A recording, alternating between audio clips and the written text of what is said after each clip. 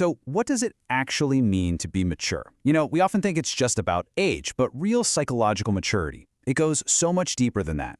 Today we're going to unpack the qualities that truly define it. And spoiler alert, it has very little to do with the number of candles on a birthday cake. I mean, let me just ask you straight up. How old is a grown-up? Is there some magic number? We throw around 18, 21, maybe 30 when you really have it figured out. But come on, we've all met a 40-year-old who acts like a teenager and a 20-year-old who seems to have the wisdom of the ages. That number, it turns out, is kind of a distraction. Because the real answer is, maturity isn't something you find on a calendar or a driver's license. It's not about graduating or paying bills or hitting some milestone age. It's an internal quality. It's a landscape we have to actually cultivate inside ourselves. So if it's not about age, then what is it? Well, here's a great way to think about it. Psychological maturity is the ability to respond to situations with awareness, wisdom, and compassion. And that word, respond, is everything. It's all about the how, not the how long. The quality of your engagement with the world, not the quantity of your years. This simple idea is the foundation for everything we're about to talk about. Okay, so our first stop is what we're calling the journey inward, because to interact maturely with the world out there, you first have to build a really strong foundation in here. It all starts from the inside out. And right at the very heart of that foundation is self-awareness. I want you to think of it like turning a flashlight on your own inner world, your thoughts, your feelings, your motivations. It's just the ability to look inward and really get to know your own unique mental and emotional landscape. But what does self-awareness actually look like in day-to-day life? Well, it means recognizing your emotions as they're happening, not just cleaning up the mess after they've exploded. It's about knowing what triggers you, what sets you off. It's about having the honesty to see your own biases, and maybe most importantly, it's about knowing your core values, what really acts as your internal compass.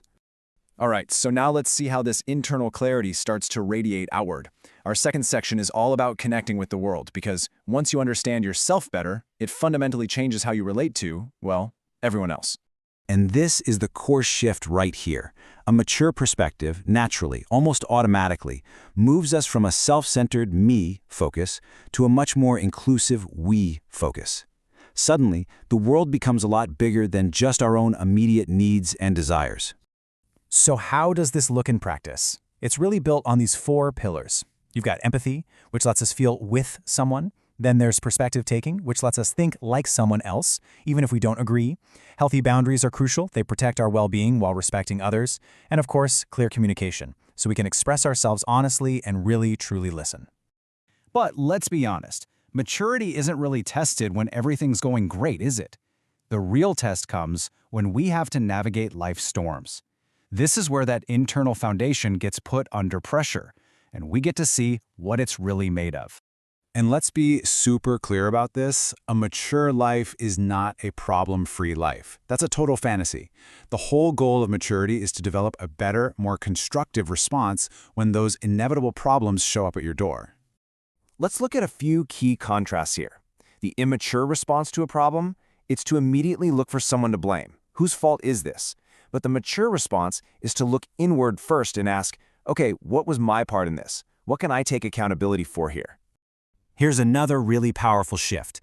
The victim mentality sees life as something that just happens to you, which leaves you feeling completely powerless. But agency, which is a real hallmark of maturity, is the belief that you have an active role in shaping your reality and your future. It's a game changer. And this might be the most important distinction of them all. A reaction is that knee-jerk, unconscious reflex. Someone says something, and bam, you fire back. But a response is different. It's conscious. It's intentional. Why? Because it's born in that tiny little space between the trigger and the action. Maturity is what we build in that powerful pause. So, when you look at all of this, taking accountability instead of blaming, choosing agency over victimhood, and responding instead of reacting, what's the one quality that holds it all together? What's the secret ingredient that lets us navigate all that adversity with some kind of grace? It's one word, responsibility. But not responsibility in the sense of who's to blame. I want you to think of it as responsibility, the simple, profound ability to choose your response. That right there is the engine of maturity. And that brings us to our final and I think most crucial point. Maturity isn't some destination you arrive at or a certificate you hang on the wall. It's a practice. It's a lifelong journey of conscious growth. I love this way of thinking about it. You never actually arrive at maturity. There's no finish line you cross where you can say, okay, I'm done, I'm mature now. It is simply a path, and it's a path you have to consciously choose to walk every single day in every interaction. So how do we walk that path? Well, here are some simple, practical steps. The very next time you feel a strong emotional reaction bubbling up, just notice it. That's step one. Then, create that crucial space. Just pause. Before you do or say anything, ask yourself, what is my role here, and what outcome do I actually want? And then, you can choose a conscious response, instead of letting an automatic reaction choose for you. You know, this quote just sums it up so perfectly.